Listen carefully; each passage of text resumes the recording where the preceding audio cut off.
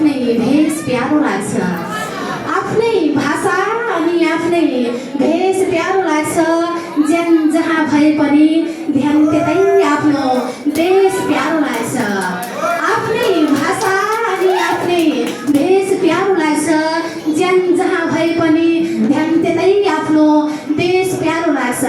रीतिथिति अनि संस्कृतिका कुरा गरौँ भने, रीतिथिति अनि संस्कृतिका कुरा गरौँ भने, आहा मेरो नेपाल आफ्नै परिवेश प्यारो लाग्छ, आफ्नै भाषा अनि आफ्नै भेष प्यारो लाग्छ। ज्यान जहाँ भए पनि ध्यान त्यतै आफ्नो देश प्यारो लाग्छ।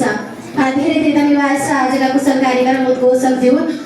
त्यसै गरी प्रवासी नेपाली सम्पर्क मञ्च भारत कर्नाटक राज्य समितिको परिवर्तन तपाईँ हाम्रो एकता राष्ट्र निर्मातामा प्रवासको सहभागिता यो मलनाराका साथ आज हुन गइरहेको यो कार्यक्रमका प्रमुख अतिथि, विशिष्ट अतिथि र सम्पूर्ण अतिथिगणहरू, त्यसै गरी जति पनि